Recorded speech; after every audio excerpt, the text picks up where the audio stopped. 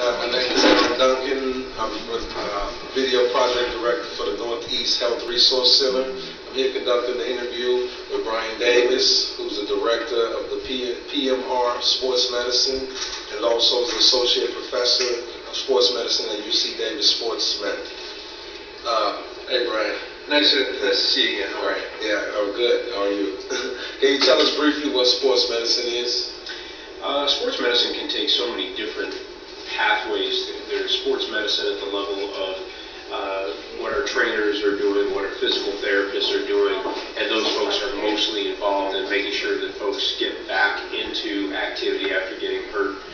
From my perspective, I then do things from the medical side where I might help in prevention, I might talk about nutrition, I might have to work with folks who are just trying to get back into sports because they're overweight or because they've had some type of health concern, and looking at all areas. They've had surgery, before surgery, for getting the proper pictures if they need to do that before going to see some other specialist. So we work as a big team, and I have to work very closely with people like athletics trainers, physical therapists, people who work in Pilates or yoga instructors, or working with nursing staff, surgeons, internists, you name it. We're pretty much involved in one capacity, some way or another. All right. Okay. We first met at the Lance Briggs NorCal football camp. How did you get involved in that, and how long have you done that?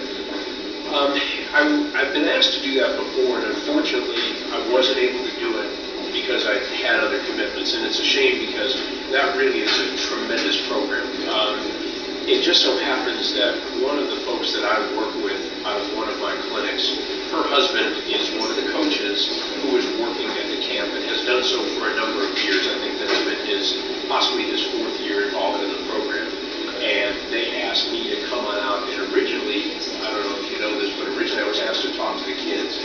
And in going through my discussion with Mr. Briggs, I don't know, I got to give him the respect he's due. He's Mr. Briggs until he tells me otherwise. So I was chatting with him, and he said, "Hey, do you think we can talk to the parents and see what their health concerns are?" And so we changed our entire approach, and I think it was a really good thing that we did, because we had a lot of very interested parents in finding out more about what they can do to help support their kids' dreams and goals. And I did notice that you briefly tell them about what did you speak to the parents about a little bit in that speech. First, we started out talking about just general health and injury, and we talked about nutrition, which to me is one of the most important things that you can teach a kid. Anybody from ages 6 on up to 16.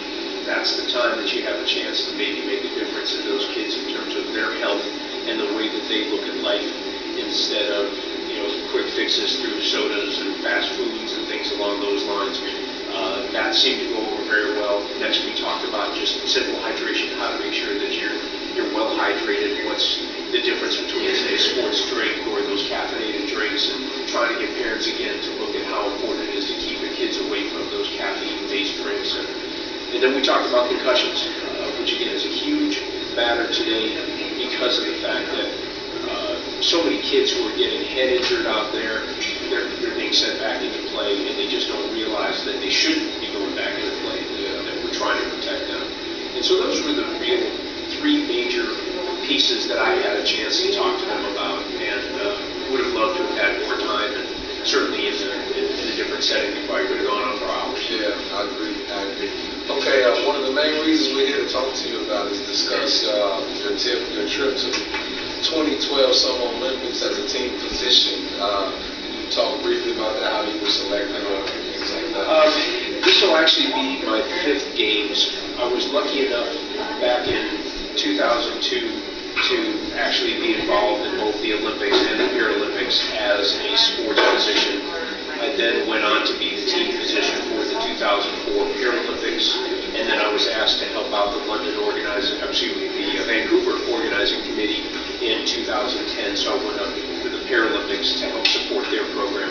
So I'm basically doing the same thing that I've done many times before, but this all started really on a complete fluke back in 19 1997 or 1998, there was an opening for a physician to go to the World Disability Swimming Championships as the physician. So I basically had to work with